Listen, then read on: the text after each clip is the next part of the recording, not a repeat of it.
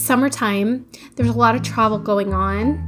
There's a lot of like trips planned. So I'm wondering, what is your top advice for traveling? Like, what makes a trip worth it? What would you say would be like something that you could do to make your trip just like get it for free?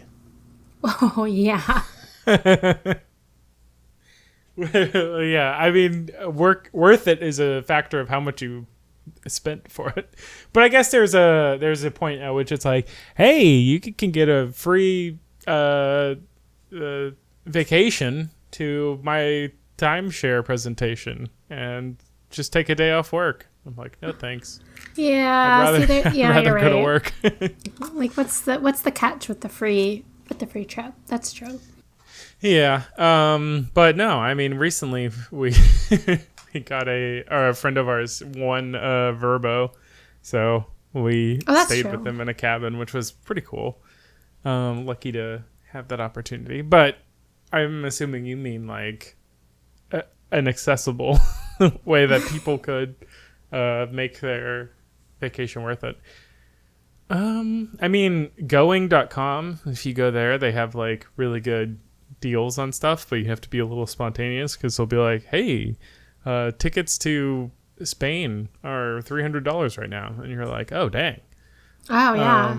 So you kind of have to plan spontaneously a little bit. A little. I mean, you get a little leeway as like when you book them usually.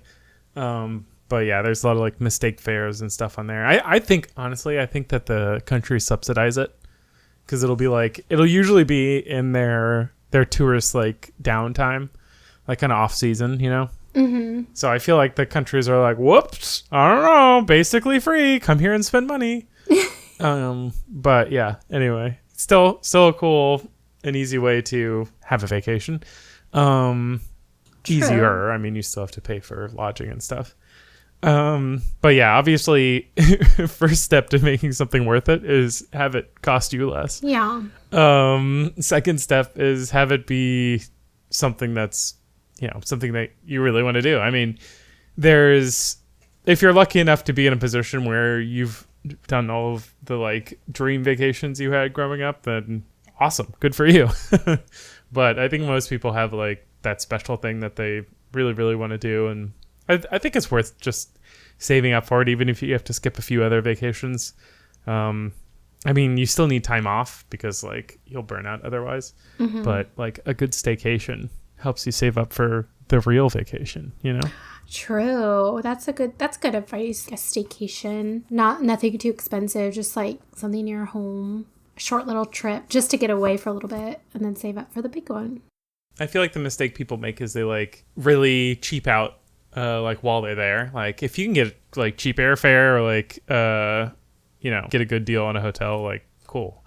But if you're just going to go there and you're like, okay, technically I can get food, I'll have to like buy like a sandwich or like meat at the market and then make my own sandwiches, but technically I will be able to feed myself for the week that I'm in wherever, France, let's say. That's where I was recently. And it's like, well, you miss out on a lot of the fun of being there if you're constantly like, oh God, money. True. So yeah. Just make sure you have a comfortable amount of money to go there and not be stressing about finances the entire time, you know? Prioritize what's important to you. Like if you're really into food, maybe be cheaper on the things that don't involve food, but go ahead and use that money towards experiencing all the food you want and like the nice restaurants if you want. If you're into that. I mean, if you're into that, but if you're big not, foodies. Yeah, like just if you're a foodie. And then like if you are more into experiencing the nature side of stuff, maybe prioritize that as far as doing excursions or things like that, so you can experience all the things you want to experience. Yeah. I will put out the caveat, don't go too hard. I feel like there's a point at which you're like, I'm going to save up and I'm going to have like the best vacation. Like I'm going to like spend like $8,000 for a week in Italy or something. And then it's like, you pack your days. Yeah. But yeah, you, in some way or another, you're going to end up being disappointed. Like there's always something in a vacation that ends up like not being exactly how you wanted it to be, and up to the stage of like being completely like rained out or something. Like you could just be like have a, you know, unforeseen issue. There could be a storm or something, and then, you know, you lose like a bunch of time, and you don't want to be like, oh my god, I wasted all my money on a subpar experience. This was supposed to be the top tier, no exceptions experience. And like, you know, if you've done all of the things you want to do, then maybe you want to go for that. But I would say hit a nice sweet spot of like, I'm not going to be stressed about money, but I could also, this isn't going to like bankrupt me. I can come back again if I get rained out or something someday, you know? Yeah. Yeah. You can just kind of have a plan to experience enough, but also with the intention of knowing that you could possibly come back another time in the future, like far in the future, if you really, really wanted to.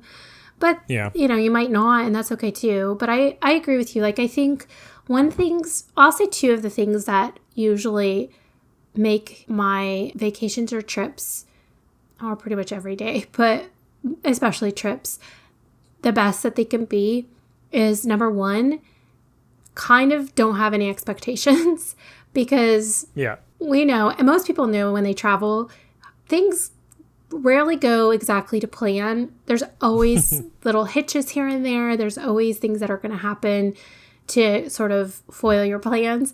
And sometimes that turns out to be a really good thing, because it leads you to something even more cool, or the experience could be even heightened or better. So if you can have low expectations and also make the most of the opportunity that presents, that's kind of like the sweet spot.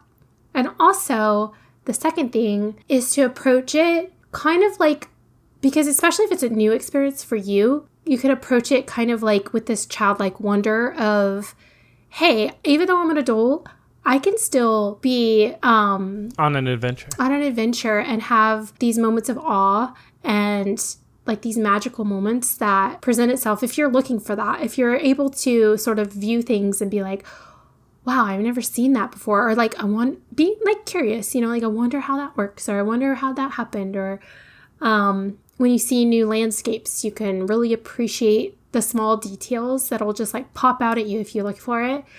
And yeah, like still really appreciate your surroundings and the people and soak it all in, because you're just, you know. I think just in general, people underestimate how much your enjoyment multiplies when you're just present. And I feel like it's really hard to be present when you're like in your head about your itinerary, and you're like, okay, so I'm going to get here, and then I'm going to like experience X thing. Oh, there it is. Take a picture. And then what's the next thing?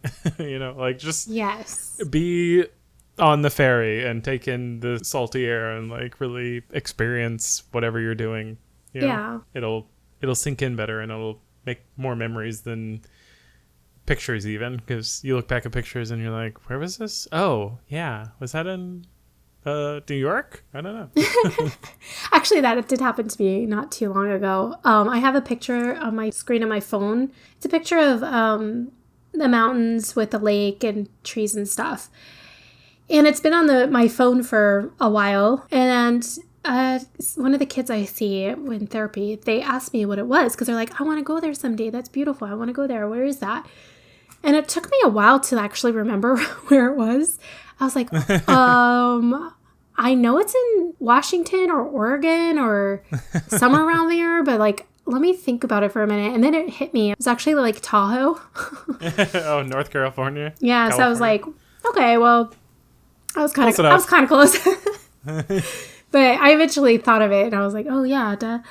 But that's another thing, is like maybe taking time to jot down things that you like about your trip and things you don't like about your trip, so that as you progressively get better at, or like go on more and more trips, you know kind of the things that you want to approach and things you don't, because it's kind of a learning curve. But I also want to say it's good to go, like I said, without much expectations and be able to be flexible and spontaneous. But at the same time, I think it's really stressful if you don't have any idea what you're going to do, or you don't have any idea of like the area you're going to be in. So I would say like generally have a good understanding of kind of where you're going and what's going to be around, because you don't want to get stuck somewhere that, you know, you don't have a place to stay, or you don't have any way of contacting anybody, or, you know, you kind of want to be aware of your surroundings, I guess. So plan for the worst, hope for the best. There you go. Draw up an itinerary, but don't be married to rock it. hard set on it. Yeah. If things go awry, roll with the punches. Mm-hmm. Go with the flow. Yeah. Just, you're there to have fun, so don't get tilted. Another thing I think makes things a little cooler, and I'm really bad at this, so I have to work on this, but being open to interacting with locals and people or strangers, or like just people along your journey who could open up your eyes to something that you never even would have considered.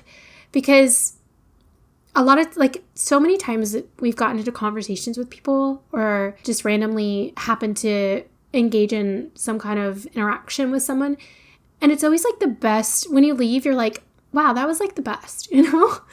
And I'm such an introvert, and I'm like scared of people, honestly. Like, I don't know if trust issues is the right word, because it's not that I don't trust them to be good people. It's just like, it's difficult for me to like open myself to people easily. Sure. I don't have that character. I wish I did. I wish I had more of that.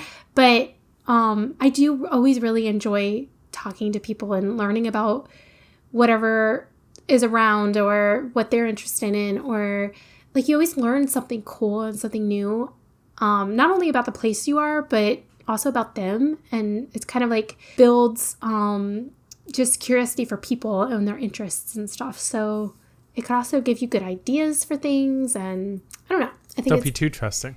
Too much of a good thing. Well, yeah, not too much. Like, you follow your instincts, I guess, because obviously there's people out there that... Yeah, but be open to it. You never know. It could turn into something really cool, you know? Yeah. Yeah. For sure. Open new doors.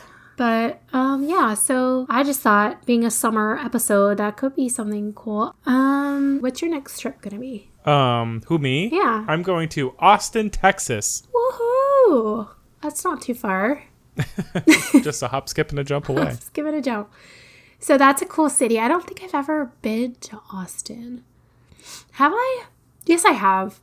It's very nice. I have, but I was like a child, so it's been a really long time. Mm-hmm. Yeah, it's been a while. I hear, I mean, I've been there, but I see it sometimes described as like Orlando in a way. It's kind of like sprawling, and it's got a lot of the trappings that you'd enjoy in a larger city, but without a lot of the chaos and hecticness of like trying to find parking in a place that only has meters, or trying to get around without having to buy a metro ticket or something. Like, I don't know, it's just more spread out and a little more. They've taken up the vast room that they have in Texas and put it to good use. So do they have good public transportation, or do you feel like you would need a car to get around? Yeah. I mean, it's similar to Orlando, I'd say, which, I mean, is an upside and a downside. Like, obviously, would be super cool for the environment to have like a totally walkable and transit friendly city. But at the same time, it's also like, just from a convenience standpoint, way easier to like just drive directly to where you want to go and park and like have the space to do that. Just from like an individual person's ease of use. But nice. Yeah. I have heard that, and maybe you could tell me because you've been there, but I heard that Austin is kind of more on the like they value like art, and they're hipsters. Yeah. Okay. So they're like they're kind of the, like, I don't know, one kind of more like progressive city within Texas. Like, I feel like there's a lot of it's like the antithesis to the rest of Texas. Oh yeah. Yeah. No, so but yeah, I've heard it's really cool. It's a really cool, like, unique city. But yeah. Mm-hmm.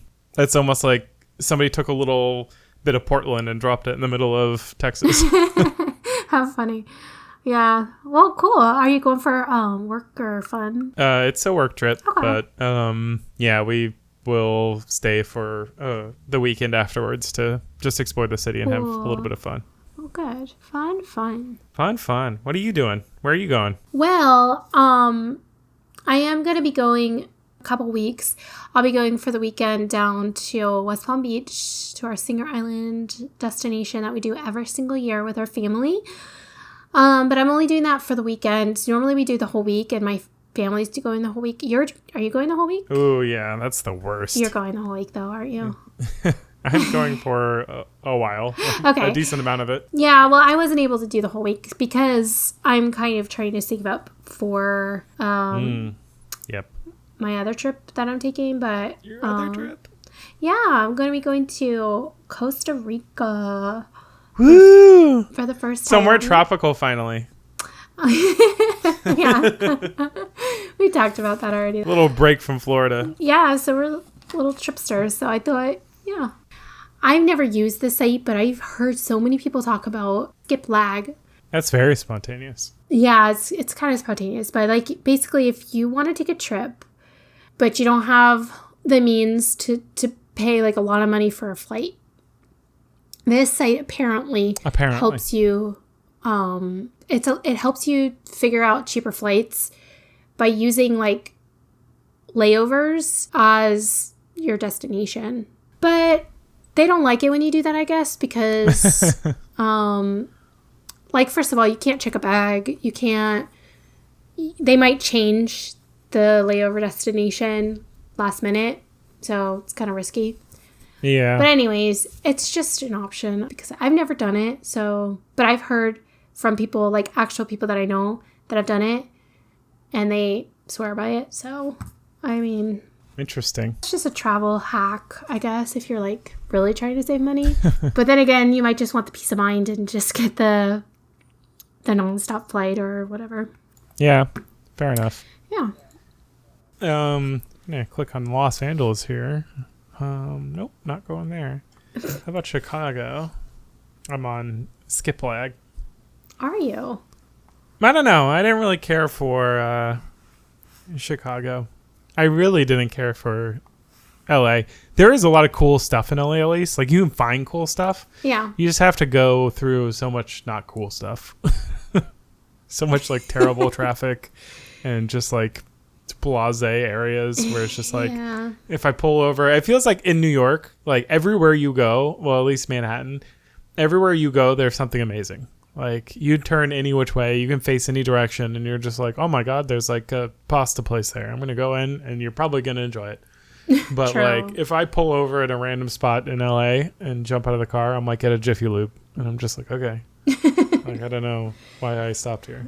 That's true. I don't know. Like, I've been to Chicago, and it was fun.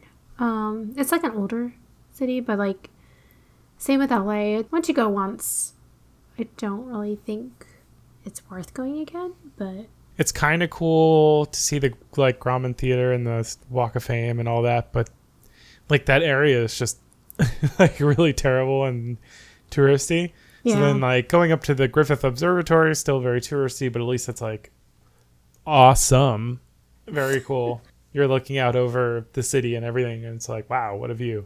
And like right at sunset, sometimes you can get like the God rays coming through the smog, and it looks beautiful. Yeah, I've never seen that, so that's true. And then like Venice and Santa Monica are very cool areas, but everywhere else, terrible. You know, the only way to know. The studios are kind of cool too. We did a studio tour. Did you? One time. Yeah, what was it? It was Warner Brothers. Yeah. Oh yeah. It was very cool. That's cool. I mean, I do think things are worth seeing, like, once, you know? Yeah. It's something to, put in your pocket. You don't know until you go. That's true. But, like, also, especially things like that, which are referenced a lot, and then you actually have a physical experience to refer back to when, they're referenced or talked about or, like, presented in movies or whatever it is. Mm-hmm, yeah, it's kind of cool. And, I mean, there's a lot of things like people like have told me, for example, that San Francisco's terrible. And like objectively, I see what they mean. Like there's a lot of crime and stuff. And there's like definitely areas that are pretty dirty. But like I love that city. It's amazing. There's so much like eclectic, weird stuff like condensed into like such a small area. And there's like so much like cool food and interesting culture there. I love it. Yeah, there's definitely a vibe. And I mean, honestly, like every city is going to have some kind of grime and crime. Crime and crime. Crime and crime. That's a city, baby. And bad areas and like whatever. But generally, cities have so much history and so much unique to their own like architecture and development, like over time. Like it's almost like an evolution. You can see the evolution of just the city's growth in a lot of places. So that's usually cool. It's usually worth seeing a city, but like maybe not spending a lot of time there if you're going to be just touristing around and stuff. Yep. There are certain cities obviously that are worse than others as far as like spending too much time there and being unsafe, but I mean, you guys gotta know when to go, what time of day to go, whatever, because there are different climates too. I feel like there's different years where it's worse than other years maybe, and depending on like what's going on there. But yeah, like if they're hosting the Olympics or something, you're like, I'll skip that one.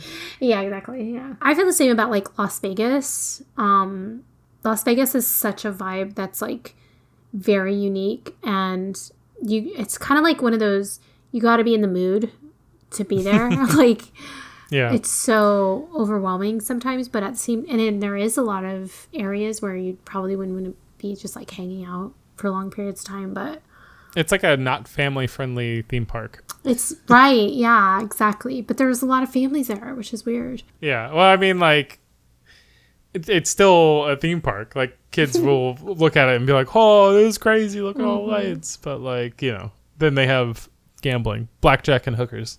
True. And you can't bring kids into all that. So that's true. Yeah, it's interesting. I guess not. I never thought about it. But I assume you can't bring a kid into a casino. Yeah, no. They have I assume they could come into the joining areas, like because it's like a mall, you know? Yeah, they can do that. And there's also like events and stuff there, like shows and different things they can go to. And I mean, there's plenty for kids to do, but it's just like, I don't know. I don't know if it's like, because even when you're walking down the street, you're going to see things. You can't really hide that from them. Like when you're getting from one place to another. But anyways. Fun stuff. Yeah. I don't know. Because like some people are like, when you travel, do you want to see cities or do you want to see nature? Do you want to see historical monuments or like whatever? Like everybody has their own thing. But I kind of like a little bit of everything.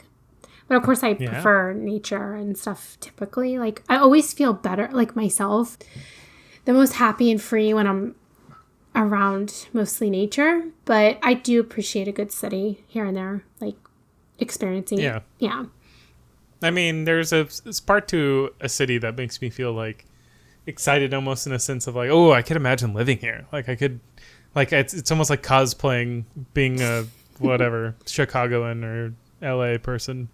True. It's like, oh, okay, I can like walk around the city and see what it feels like if I were like somebody who lived here. Yeah. And I can kind of like get in the skin of like a lot of people. And like you said, like things that are referenced all the time. It's like you start to get like a little taste of like, oh, okay, I get it. Like people are always like, oh yeah, the LA weather. Am I right?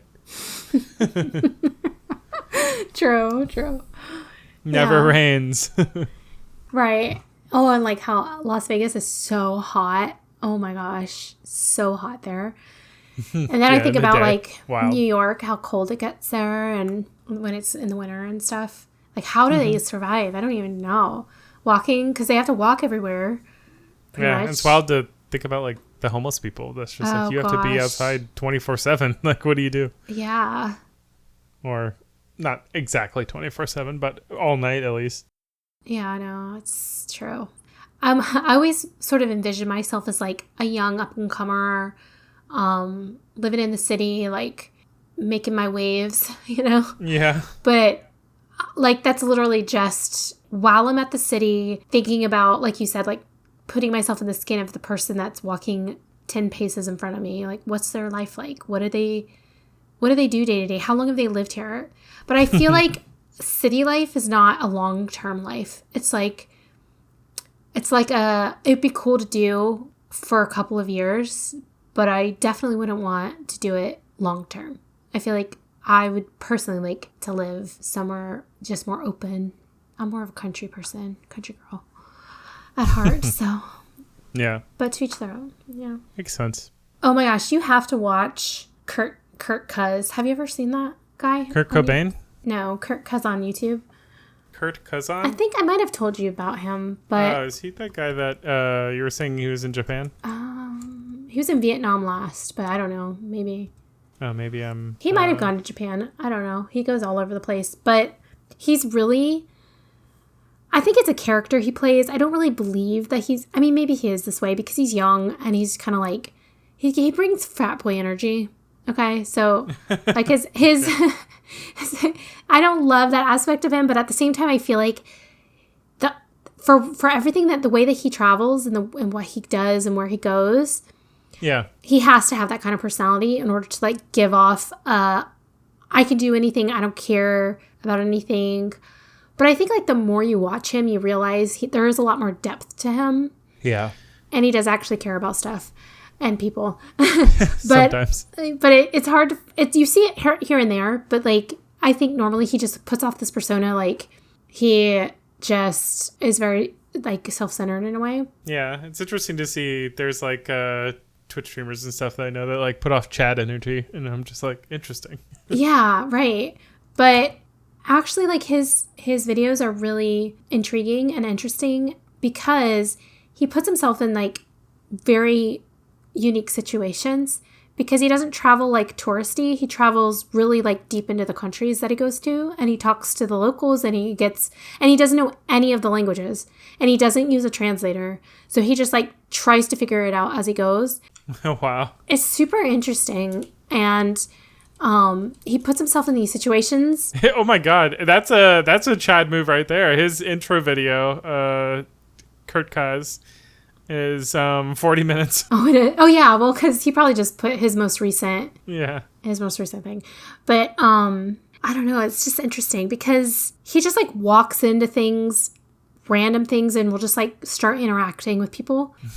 Interesting. And it's what's the most interesting thing about it is the way that the people react to him too, because most everybody that he runs into, almost everybody, is just so welcoming and so nice and so hospitable. Like there was one episode, this is one example, he's just walking around, I think this was in Vietnam, he's just walking around and he sees a view that he wants to get a better look at. It's like a really beautiful view. Yeah. And so he walks into this like down this small road, and there's this house, which is like open because they keep their doors open. And there's this family in there just chatting. He walks right up to their door, and they come up to the door, and they don't even really like communicate too much, but they basically like, they've never seen him before, right? He's a total stranger, just walks up to their door. They immediately like welcome him inside. They put a chair down. He's like, I just wanted to see the view. He was like indicating that he wanted to see the view. The older woman sets him a chair down so that he can look at the view out of their back window, and then brings him a drink. They don't speak like the same language. They're not like communicating. I'm like, what is happening? Like, how did this even happen? You know? Yeah. And they were so nice to him. And then when he was done, he's like, well, I'm going to go. And they're like, okay, bye. I was like, bye. And they're like saying stuff in another language, and he repeats it back to them. He doesn't know what he's saying, but he's like thinking it's probably a salutation. It's just so interesting. And he like does that so many times in so many situations that I'm like, that's so weird. I don't know. But like, I would never have the brazen audacity to like invade somebody else's personal space just to see a view. But he will do that. And so on the one hand, I'm thinking like, gosh, he's so self-centered, and he's not like taking into account like maybe they were having like a personal moment, and you just like completely, but like to him, he doesn't even think about that. And I'm thinking like, oh gosh, that's so self-centered. But at the same time, I'm thinking, wow, this family was so nice to him to just let him in and invite him in and make him a part of their family for 20 seconds, you know? Like, yeah. I don't know. It was just so interesting. Could be an enriching experience for both. As long as he's not like pushy about it, I guess. Yeah. And sometimes he is. And that's the thing. That's one thing that's like rubs me the wrong way. But at the same time, I think maybe you have to have that kind of personality to do that kind of thing, you know? Like to. But in which ways is he? Because like I can see being pushy, like if, you know, you're, I don't know, trying to negotiate a price at a market or something. But like if he's like pushy about getting into someone's house, that would be weird. Well, and he didn't like push his way in, but he was kind of like he did ask. And they were, of course, like immediately like, yeah, come in. And he's like, okay, come in. And then sometimes people will just offer him things. There are situations where he gets in where it's like shady. And that's the kind of situations where I would be like, dude, I could obviously never do that because anything could happen. But also I think to his benefit, he's like a big, solid dude. Yeah. And he's got like tattoos on and he's like, he seems very confident in everything he does. So he probably comes across like somebody not to be messed with. Whereas like I would not be that. He seems like he looks kind of military or something. Yeah. Like an ex-Marine. Well, here's another thing that he does, but nobody seems to care, like the locals and stuff. But like he will dress sometimes like as the culture that he's in. Interesting. And to me, I think that's, in a way, it's kind of respectful, you know, because you want to appreciate where you are. But sometimes when he does it, it comes across almost like he's mocking it. Interesting. And that part, so I was like, to me, like, it doesn't seem like he's mocking it, but like the people don't take it that way. So maybe it's just my perception because I don't know. It'd be like if somebody walked in t-shirt and jeans and they were like, ha ha ha, look how ridiculous I look. And I'm like, that's just what I wear. What do you mean? Yeah, well, he doesn't mock it. Like, he's not, like, insensitive, but, like... He'll go a little above and beyond in, like, a way that's almost meant to be, like, okay, he looks ridiculous. Like, he's having fun with it, you know, like, a little bit. So, well, I mean, I don't know. That's not necessarily a bad thing, I feel like. No. One thing he does do is he's a big drinker, like, beer. He likes beer. So, like, everywhere he goes, he drinks whatever beer is there. And he's, like, insistent, like... I need to try their beer. Mm-hmm. So, like, he'll go above and beyond to get, like, the beer of wherever he's at. Like, he tries to get, like, the local beers or whatever. So, that's some of his missions he does. Oh, interesting. And sometimes he'll try, like, drugs and stuff from that area. Like, if it's, like, on the street, you know, like, if they're just, like, passing it on the street, he'll just, like, oh, yeah, I'll try it.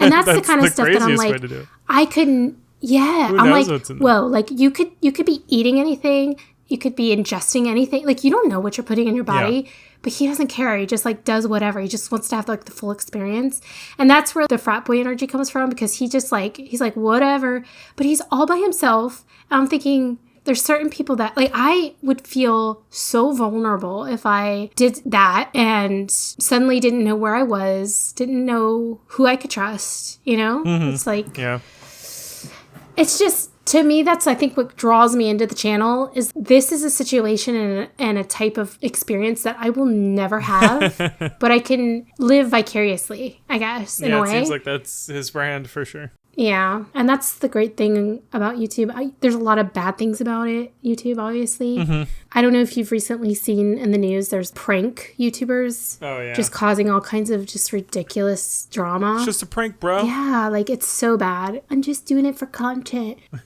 That is so rude, though. Did you see there was one girl, she was a streamer or a YouTuber or something, and she dared this homeless woman to jump in the lake, and I don't know if she was going to give her money or what. I don't know why the homeless woman actually did it. Then she was screaming for help because she couldn't swim, and then the people filming, like the content people, like the YouTubers or whatever they were, I actually think they were streamers, they just left her there. Dang. A fire truck had to come and everything, and they were like freaking out. They're like, oh my gosh. And the other guy was like, I think you killed her. and then she's like, no, I didn't. I didn't tell her she had to. And I'm like, yeah, but you walked away when she was screaming for help, but she was like drowning. Like I don't know. Yeah, stuff like that. That's crazy. That's where YouTube or like content in general just goes wrong. Yeah. I mean, there are terrible people, so you give everyone a camera, there's going to be some terrible thing. Yeah. But anyway, I just had to share that because it's been just an interesting dive into different countries that... What a ride. Yeah, just are interesting. So, yeah. Okay, so I went down a rabbit hole there. Sorry. No worries. Okay, I'm stalled. I don't know what else to say. Well, we're at an hour, so... Cool. That was easy. Podcasting's easy, guys. Perfect timing. I say podcasting's easy, but like, it's not. It's really not. So, I hope you appreciate that we came on here to talk to you. It's a labor of love. It is. It's fun, and we do really enjoy it. It's always fun. It's just like the coordinating and getting together and the time, and then also the editing and putting it all together and getting it out there. You know, it takes time, and we're busy people, but we love doing it. So we will continue to do it. For you. You're welcome. Also, if you enjoyed this episode, don't forget to rate us, review us, spread us around. Subscribe, bell us. Exactly. You know, it would really help us out. It's free. We don't ask that often, I don't think. Yeah, and if you want to chat with us, you can go to nokiddingpodcast.com or No Kidding Podcast on Instagram. And I'm there waiting. We do have a TikTok also. So, you know. Hey, that's banned. For the Chinese too. Oh yeah, is it totally banned now? I haven't been on in so long. I don't know. That's a good question. I think it's still there. I think it's still it seems to still be up. Yeah. Ooh, I could install there the you app. Go. Let them in. Let them into your life. It's okay. Like I just said, don't be afraid. Don't fear people. Don't fear government. It's fine. Everything's fine. Happy vacationing, guys. Thanks. Yeah. You guys have a good time on your summer trips. Hopefully you get to go somewhere fun, even if it's a staycation. Just get out there and do something. Okay? Get out there. Go do something. Have fun. With awe and wonder. Oh. Wonder. Wow.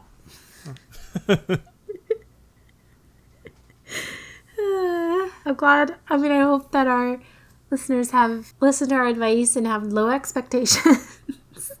I hope so, because then they can appreciate us with awe and wonder. We are awful and wonderful. We are all the things. Awful and wonderful. Why did awful become like the bad one and awesome become the good one? Oh, good question. Like they both mean a lot of awe, right? I don't know. That's a good question. That is full of awe. I guess they're both. I'm in awe of your stupidity. Okay. This dish, I am in awe. Really? Yes. It is terrible. Oh. There's so many uses for awe. Oh, she's awful. Yeah. I love you, that's why I say cheerio, not goodbye. Remember our old tune, be back soon. Tripster. That's how I'm going to call myself. I'm a tripster. Just tripping all over the place. It's just clumsy. I know. Well, you gotta be if you're gonna be tripping. You got some peyote over there? I don't know what I'm talking about.